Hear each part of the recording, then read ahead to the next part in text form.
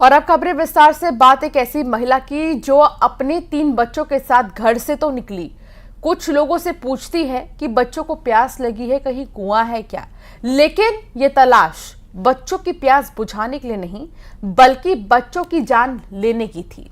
कुएं में 2 बच्चों की लाश मिली। ममता के कत्ल के लिए कुएं की तलाश, खुलासा रोंगटे खड़े कर देगा।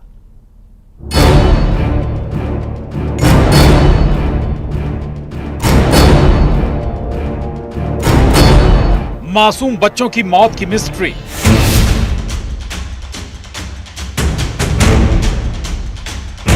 कत्ल के लिए कुएं की तलाश। एक मां का खौफनाक कदम। रिश्तों में लड़ाई, बच्चों की जान पर बनाई। मां, हमारा कसूर क्या था?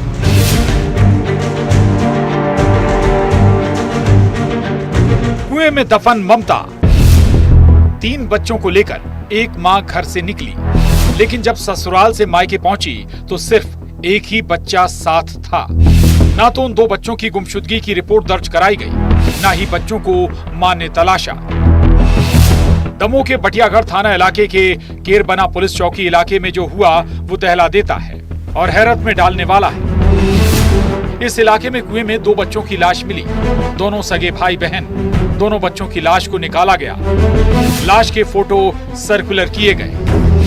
पुलिस के लिए सबसे बड़ी चुनौती था लाश की पहचान करना। बच्चों के शव मिले थे, उनमें उनकी शिनाख्ती के लिए तमाम व्हाट्सएप ग्रुप्स और सोशल मीडिया पर ये खबर प्रसारित की थी, जिसमें हम लोगों को उनके परिवार के लोगों की तरफ से ये सूचना मिली कि ये वो बच्चे शिनाख्ती की जा रही है, उनके परिवार के बच्चे हैं। उसमें आगे के इन्वेस्टिगेशन में ये पता लगा कि जो बच्चों की माँ है उसके 3 बच्चे हैं। लड़की 11 साल की है, एक लड़का 5 साल का है और एक छोटी बच्ची 3 साल की और है। बच्चों की पहचान हुई। कुछ लोगों ने पुलिस के सामने जो बात बताई वो हैरान करने वाली थी। लोगों के मुताबिक एक महिला अपने 3 बच्चों के साथ कुएं की तलाश कर रही थी, जिसने ये सवाल किया था कि बच्चों को पानी पिलाना है, प्यास लगी है, आसपास कुआं है क्या। लेकिन इस तलाश में खौफनाक इरादा था। बच्चों की हत्या मां ने ही की। 3 बच्चों में से 2 बच्चों को कुएं में फेंकने के बाद कुछ देर वहां बैठी और फिर एक बच्चे को लेकर मायके चली गई। इन तीनों बच्चों को लेकर वो माँ जो है अपने पति से झगड़ा करके घर से चली आई थी और वो अपने मायके जाने के लिए ये बोल के घर से निकली थी। ये घटना लगभग 26 तारीख की है, 26 अप्रैल की। उसके बाद 30 अप्रैल के बाद उसके पति और उस महिला के बीच में कोई संपर्क नहीं रहा और पति प्रयास करता रहा कि वो उसको लोकेट कर पाए और उसका कुशल क्षेम पता कर पाए। आरोपी महिला ने पूछताछ में बताया कि उसने गुस्से में ये कदम उठाया। पारिवारिक विवाद में पहले महिला पति को धमकी दे चुकी थी, वो बच्चों की जान भी ले सकती है। महिला को जो हमने लोकेट किया तो उसने भी अपने स्टेटमेंट्स में ये स्वीकार किया है कि वो अपने पति से झगड़े के बाद वहाँ पर आई थी और उसने गुस्से में दोनों बच्चों को वहाँ उस कुएं में धकेल दिया था और उसके बाद वो काफ़ी देर तक वहाँ बैठी भी रही और उसके बाद फिर वो अपने मायके की तरफ गई है। इसमें करीब 2-3 साक्षी ऐसे मिले हैं जो इस बात की पुष्टि कर रहे हैं और पुलिस ने उस महिला को गिरफ्तार कर लिया है। आखिर क्यों थमी मासूमों की सांसें? क्यों मम्मी पापा के झगड़े की कीमत बच्चों ने चुकाई? दमोह में आशीष जैन के साथ bureau report, news 18, Madhya Pradesh, Chhattisgarh. तो जिस तरीके से ये पूरा मामला सामने आया, अभी भी लगातार जो है तलाश जारी है, पुलिस पूछताछ कर रही है और आसपास के लोगों से बातचीत भी हो रही है। और अब बात करेंगे उमरिया की, जहां किसान से लूट के मामले में पुलिस के हाथ अभी भी खाली हैं और 5.5 लाख रुपए की लूट के मामले में सीसीटीवी फुटेज भी सामने आया है। इसी फुटेज के आधार पर पुलिस आरोपियों की तलाश में जुटी हुई है। बता दें कि बाइक सवार बदमाश जमीन की रजिस्ट्री कराने के लिए जा रहे किसान से दिन दहाड़े रकम लूट कर फरार हो गए।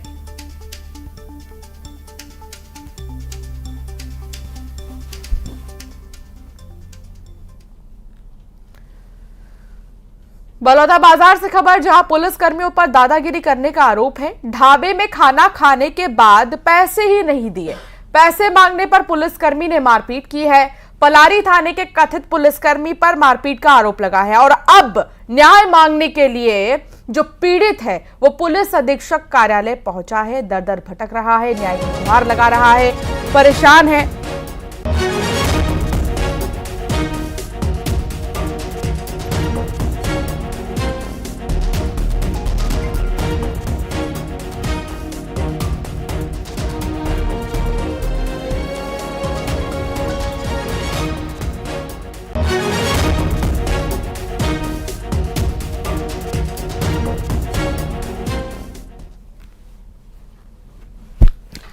क्या आप भी चाइनीज फास्ट फूड खाते हैं? और अगर हां तो यह खबर आपके लिए है, जरा सावधान हो जाइए।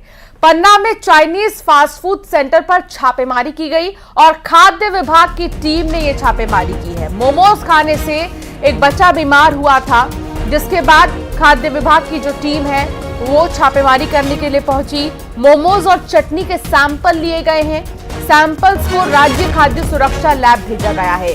कुछ नेपाली युवक मोमोज सेंटर चला रहे थे।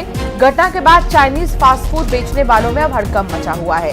तो इसलिए बहुत जरूरी है, आप अगर मोमोज या किसी भी तरह के चाइनीज फूड आइटम का सेवन करते हैं तो ये बहुत जरूरी है जानना कि वो बन कैसे रहा है, वो कहां बन रहा है, हाइजीन है या नहीं है, तमाम ऐसी चीजें, कितने दिनों का बना हुआ रखा है।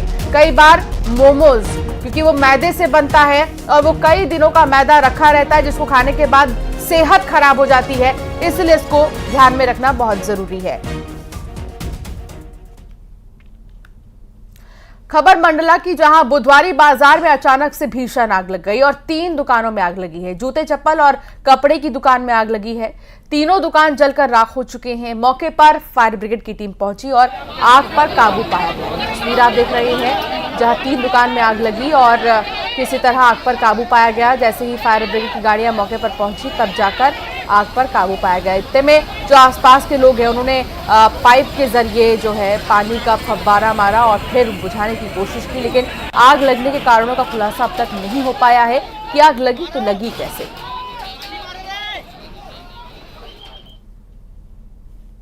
बुलेटिन में फिलहाल इतना ही, आगे भी खबरों का सिलसिला जारी रहेगा।